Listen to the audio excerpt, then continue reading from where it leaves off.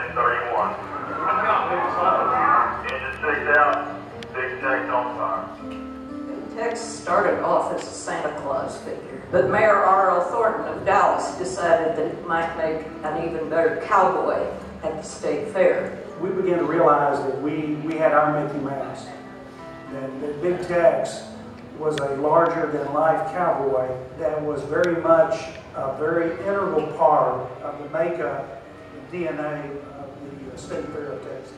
Tex was, I think, not only represented the fair, he was a big part of Dallas. Since his introduction in 1952, visiting Big Tex has become a special tradition for many families year after year. Big Tex is still where we as a family kind of gather and have pictures taken, and then we go off and enjoy the fair. But last October, just days after his 60th birthday, an electrical malfunction set Big Tex on fire. An unthinkable tragedy for all who watched. The fair staff knew exactly what had to be done. He's Dallas, and we've got to feel that we've, like phoenixes, have risen from the ashes, and Big Tex is back for our state fair. The public was loud and clear in terms of their direction for Tex the first year. They wanted Tex back just as he was. State fair officials selected SRO and Texas Scenic to rebuild the famous cowboy, citing the company's theme park and theatrical experience. First thought was, I'm glad to hear that no one was hurt. My second thought was, somebody's got to rebuild it. First phone call I made after we had confirmed the deal was to Richard Mackey at Texas Scenic. Anything that's square and straight, that's him. Anything that's artistic and perhaps a little bendy and twisty and more humanly organic, that's us. Everything we do, we know has a deadline. The show must go on. That's how we always look at it. On the 27th of September, Big Tex will be revealed.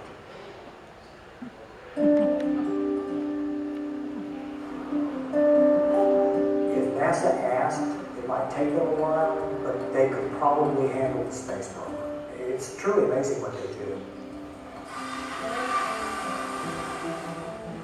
We were really excited. We were talking about it, but then when it actually happened, we were like, oh my goodness, this is going to be big. He was given to us in several pieces. What they do is we will mill the pieces on our styrofoam milling machine, and then we've got to piece them all together, and we basically put them together like a 3D puzzle.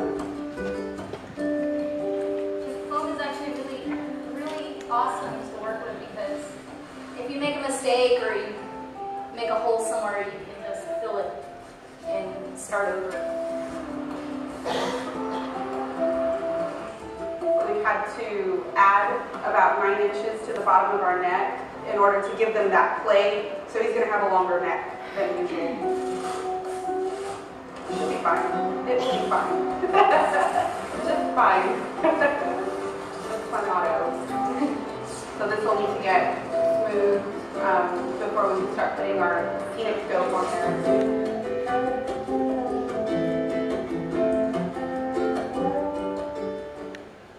Mechanical engineers at Texas Scenic built the internal structure of Big Tex.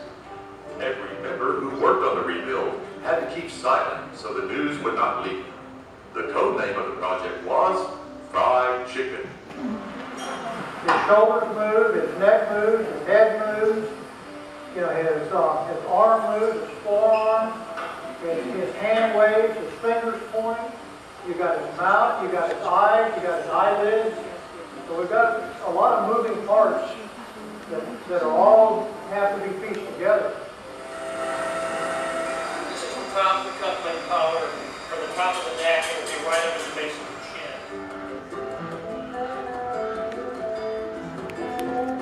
Now, once you get the engineering part worked out in size, the rest of it is just a big jigsaw puzzle we start putting together. Man, how much we got to go? I got to do the fitting it and tacking it. Then go, Claudio, finish welding it. I do my best weld every day. On every part that I weld. We've been waiting to have something like this for a while. Now we have it. Nice. We all happy about it. On top of that, put in some extra hours on it.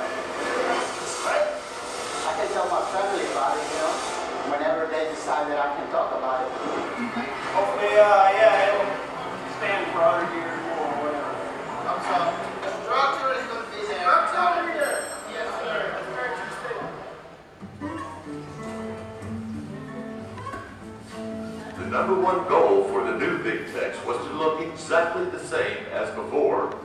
The artists at SRO and Texas Scenic had to find creative ways to accomplish this by researching and testing materials and products they had never used before.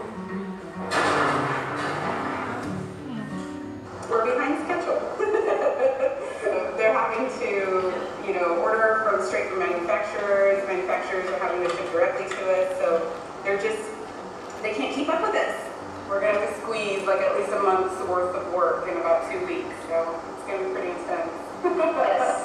We're in the process of demolding. You have to remove the support mold from the rubber mold, and then you can peel away the rubber mold from the model.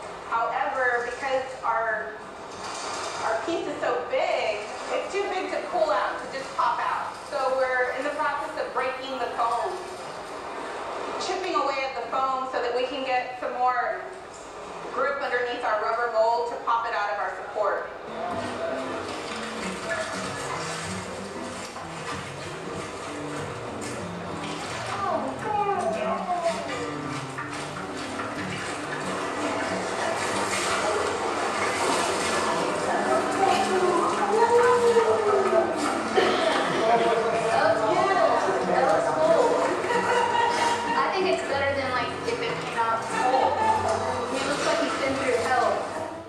That's been out in the sun, so he needs to have a little bit of tan to him. So we decided to increase the pigment in our silicone with some flocking and just give him a deeper base color. We have flesh colored frosting, got cake batter. And then you can pour in your silicone face, which is basically the skin. That is what everybody will see. Kind of gross looking, isn't it? But basically, you have to have snaps underneath the skin that will snap into the skull. That was painful, but cool. We're building up the support shell underneath so that it will hold the look of what a face is supposed to look like. The mold portion is the most important. That has to be precise and it has to look just right because that's making your finished piece.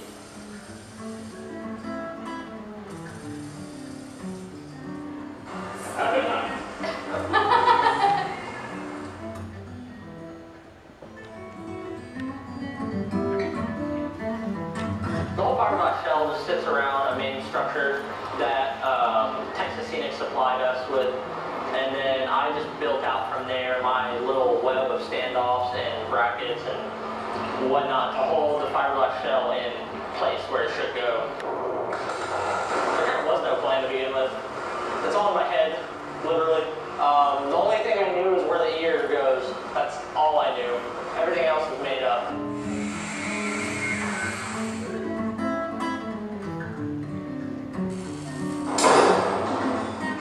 This makes sense to me. If you had me try to manage someone's finances or something, no way that'll happen. But tell me to make some random metal frame for a fiberglass shell, then no problem, I can do that.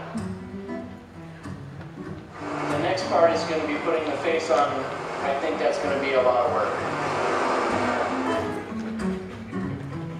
He's gonna look like a big human. It's gonna be weird. But yeah, he won't look like a big ventriloquist dummy anymore.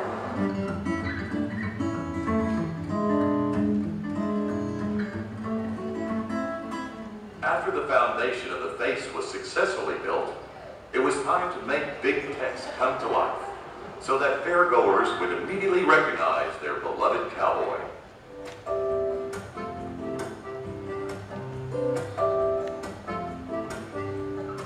The turkeys are here, Big Tex.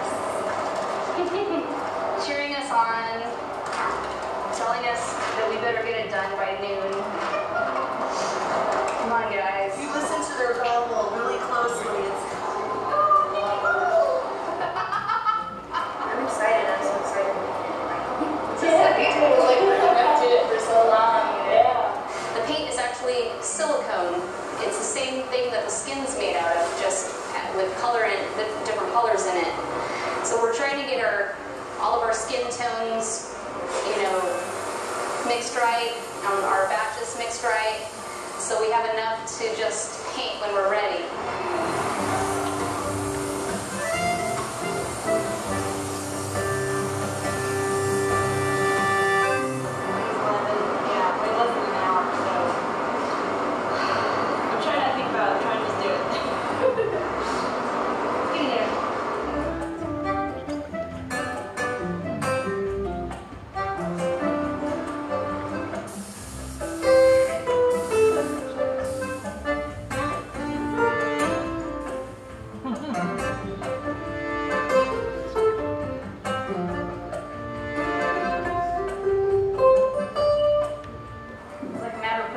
colors on and bringing it out in the sun to see what it looked like.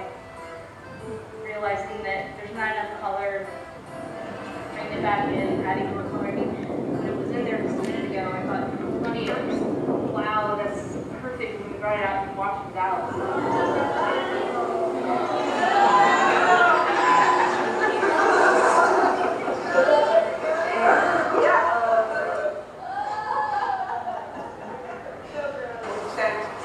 Pictures to our client, and they kind of want to stay true, you know, to the memory of original Big Tex.